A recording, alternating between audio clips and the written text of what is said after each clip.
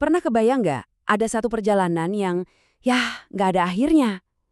Ini bukan fiksi loh. Ini adalah sebuah kisah yang usianya sama tuanya dengan planet kita. Tapi hebatnya, terjadi setiap detik di sekeliling kita. Yup, kita lagi ngomongin siklus air. Dan lupakan deh sejenak diagram-diagram kaku yang kita lihat di buku sekolah. Ini adalah sebuah perjalanan yang epik. Oke, coba deh sekarang lihat segelas air di depan Anda. Pernah kepikiran nggak air itu datang dari mana? Air yang sama ini punya cerita yang luar biasa loh. Bisa jadi ia pernah jadi bagian dari awan badai dahsyat di atas samudra, atau mungkin pernah mengalir tenang di sungai purba jutaan tahun lalu. Nah, perjalanan gila inilah yang bakal kita telusuri bareng-bareng.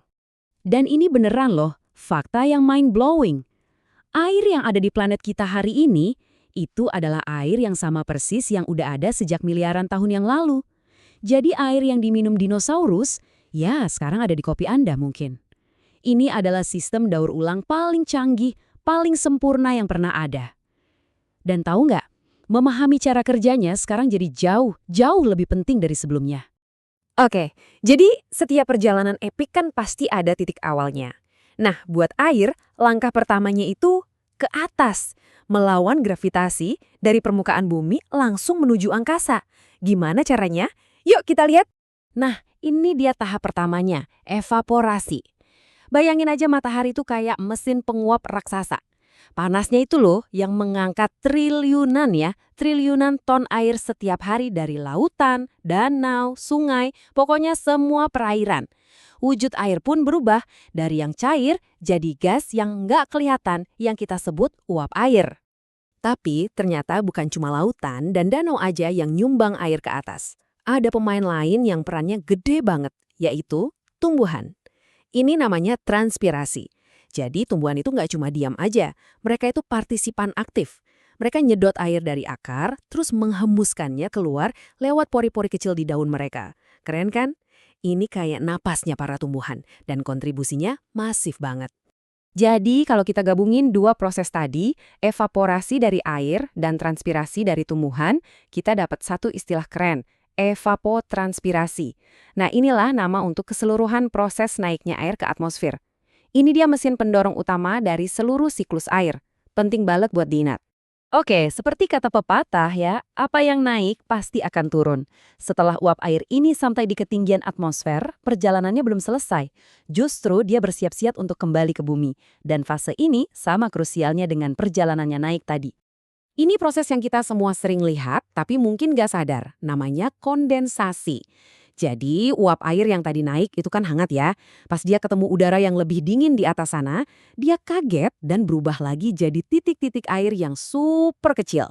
Nah, pas jutaan titik air ini ngumpul bareng, jadilah awan. Yap, setiap awan yang kita lihat itu sebenarnya kumpulan raksasa tetesan air yang lagi nunggu giliran buat turun. Dan inilah puncaknya, presipitasi. Ini momen ketika titik-titik air di awan itu udah kebanyakan temen, udah bergabung jadi satu, dan jadi terlalu berat. Akhirnya gravitasi menang, mereka pun jatuh kembali ke bumi. Bentuknya bisa macam-macam ya, bisa jadi hujan yang kita kenal, bisa jadi salju, atau bahkan hujan es, tergantung seberapa dingin suhu udaranya.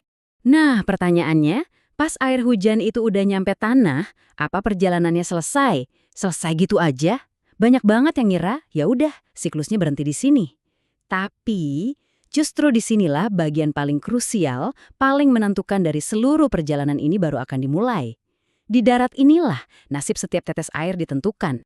Oke, selamat datang di babak penentuan. Babak permainan di darat. Apa yang terjadi sama air setelah dia mendarat ini dampaknya luar biasa.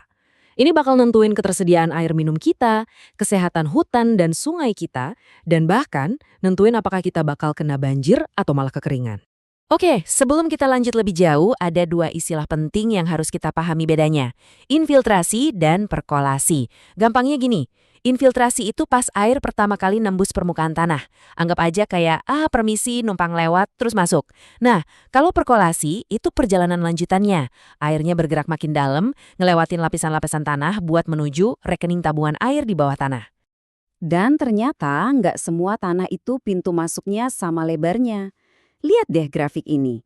Riset menunjukkan kalau tanah yang kasar, kayak tanah berpasir, itu bisa nyerap air cepat banget, sampai 5 cm per jam. Sekarang bandingin sama tanah yang halus, kayak tanah liat. Dia cuma bisa nyerap 2 cm per jam. Jauh banget kan bedanya? Jadi jelas jenis tanah itu ngaruh banget seberapa cepat air bisa meresap. Tapi tunggu dulu. Sepenting-pentingnya jenis tanah, ternyata ada satu faktor lain. Satu faktor yang jauh lebih nentuin dari itu semua. Faktor yang jadi penentu utama, apakah air bakal meresap ke dalam tanah atau malah jadi banjir. Apa itu? Ini dia jawabannya. Sebuah penelitian dari UGM ngasih kita angka yang jujur aja bikin kaget. Di lahan yang ada tanamannya, ada pohon, semak, bahkan cuma daun-daun kering di permukaannya, ternyata 97% air hujan itu berhasil ditahan dan meresap masuk ke tanah. 97%, hampir semuanya. Kenapa? Karena akar-akar tanaman itu bikin jalan tol buat air, dan daun-daun kering di atasnya itu berfungsi kayak spons raksasa. Sekarang, coba kita lihat perbandingannya yang bikin miris. Di lahan yang gundul, tanpa tanaman sama sekali, cuma sekitar 26-33% air hujan yang bisa meresap. Cuma sepertiganya. Sisanya kemana? Ya langsung ngalir gitu aja di permukaan, bikin erosi, bawa lumpur, dan ujung-ujungnya jadi banjir. Bedanya jomplang banget kan? Ini bukti nyata betapa luar biasanya peran vegetasi. Dan disinilah kita masuk ke bagian yang lebih rumit dari cerita ini. Konfliknya. Sistem yang tadinya begitu sempurna, begitu seimbang, sekarang menghadapi gangguan. Dan gangguan itu, sayangnya, datang dari kita, manusia. Aktivitas kita seringkali justru melawan ritme alami dari siklus air ini. Gimana caranya kita mengganggu? Macem-macem. Penebangan hutan secara besar-besaran itu sama aja kayak kita ngerobek spons alami yang tadi kita bahas. Terus, kota-kota kita yang penuh beton dan aspal, itu nutup pintu masuk air ke tanah. Belum lagi polusi yang meracuni air, penggunaan pupuk kimia berlebihan, sampai kita yang nyedot air tanah seenaknya. Itu semua sama aja kayak kita memotong satu persatu jalur kehidupan dari siklus ini. Dan inilah konsekuensinya, hasil akhirnya. Ketika siklus ini terganggu, kita dilempar ke dua kondisi ekstrim yang sama-sama merusaknya.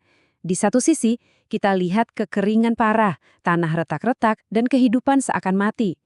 Di sisi lain, kita lihat banjir bandang yang menghancurkan, di mana air yang seharusnya jadi sumber kehidupan malah berubah jadi bencana. Jadi ini bukan sekedar masalah banjir atau kekeringan, ini soal kita merusak sebuah koneksi fundamental, hubungan sakral antara daratan, atmosfer, dan semua makhluk hidup.